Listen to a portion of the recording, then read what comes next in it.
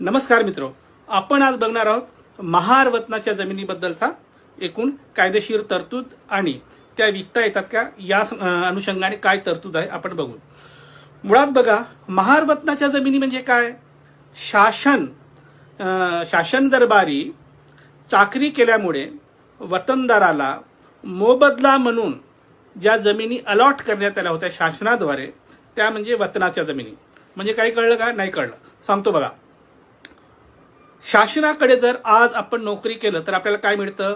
वेतन मिळतं। वेतन म्हणजे काय? मंथली रोकडा सॅलरी, पगार। ब्रिटिश काळामध्ये या मोबदल्याचे दोन प्रकार होते। जे शासनाकडे चाकरी करायचे ना, त्याच्यातील एक मोबदल्याचा प्रकार होता वेतन म्हणजे मंथली सॅलरी, आणि दुसरा मोबदल्याचा प्रकार होता तो म्हणजे वतन। वतन म्हणजे मंथली सॅलरी नाही, वन टाइम लँड अलॉटमेंट।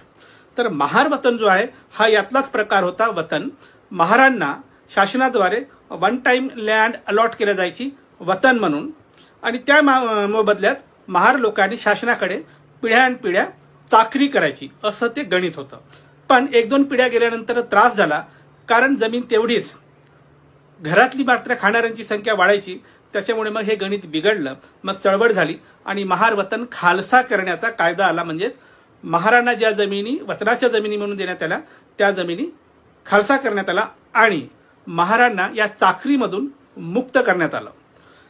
पण हे जरी झालं तरी शासनावर जमिनीच्या सातबाऱ्यावरून महारांचं नाव कमी करण्यात आलं वतनदार म्हणून, शासनाचं नाव सातबाऱ्यावर चढलं, पण गाव तिथे महार, महार तिथे वतनाची जमीन, असं ते गणित होतं।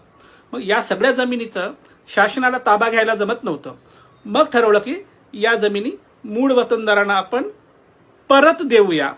ते देताना 3 पट शेतसारा घेऊ आणि त्यांना विकतच देऊ।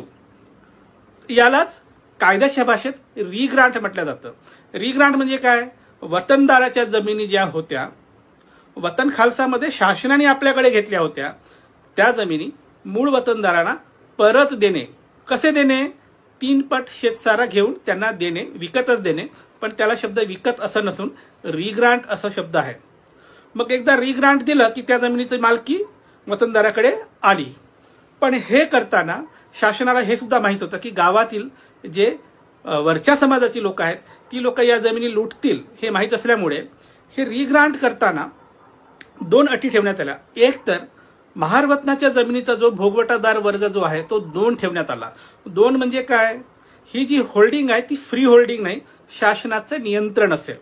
त्याच्यामुळे जरी वतनाची जमीन रिग्रांट करून वतनदाराला देण्यात आली तरी याचा भोगवटादार वर्ग 2 असल्यामुळे या जमिनी सर्रासपणे विकण्यावर बंदी होती। पण खूप लोकांनी या जमिनी सर्रासपणे विकल्या, भोगवटादार वर्ग 2 असताना विकल्या। जर असा काही व्यवहार झाला असेल तर हा जो खरेदीचा व्यवहार आहे हा बेकायदेशीर ठरतो। अशा पद्धतीने भोगवटादार वर्ग 2 असताना विकलेले सगळे खरेदी खत रद्द करतात आणि कायद्याचं उल्लंघन झालं म्हणून मूळ वतनदारांना या जमिनी आजही परत मिळू शकतात। अशा पद्धतीची कायदेशीर तरतूद आहे। आणि दुसरी जी तरतूद आहे की वतन अबॉलिशन ऍक्ट मध्ये जो सेक्शन 5 आहे त्याचं कंप्लायन्सेस करणे ही दुसरी अट होती। कंप्लायन्सेस मध्ये बऱ्याच गोष्टी आहेत, त्याचं एक स्वतंत्र व्हिडिओ म्हणून मी तुम्हाला सांगेन। थोडक्यात महार वतनाच्या जमिनी म्हणजे काय? तर वेतनाच्या ऐवजी वतन म्हणून मिळालेल्या जमिनी ज्या शासनाने परत घेतल्या आणि नंतर लक्षात आले की आपण हे होल्ड करू शकत नाही म्हणून मूळ वतनदारांना रिग्रांट म्हणून नव्याने विकत दिल्या। नव्याने विकत दिल्या तरी त्याचा भोगवटादार वर्ग 2 ठेवला। 2 ठेवल्यामुळे या जमिनीचं सर्रासपणे हस्तांतरण, विक्री करता येत नाही। अशा पद्धतीच्या या जमिनी म्हणजे महार वतनाच्या जमिनी। तर मित्र, ही होती माहिती महार वतनाच्या जमिनीबद्दल। पुढच्या भागात आपण पाहू की सेक्शन 5चं कंप्लायन्सेस म्हणजे काय। आता 2 सूचना: थेट फोन करायचा नाही, अजिबात करायचा नाही। खूप महत्त्वाचं काम असेल तर दिलेल्या नंबरवर व्हॉट्सअप करा, तुमच्या केसचे डिटेल पाठवा। आणि दुसरं, वैयक्तिक सल्ला मोफत नाही, त्यासाठी फीज लागू आहे। बाय।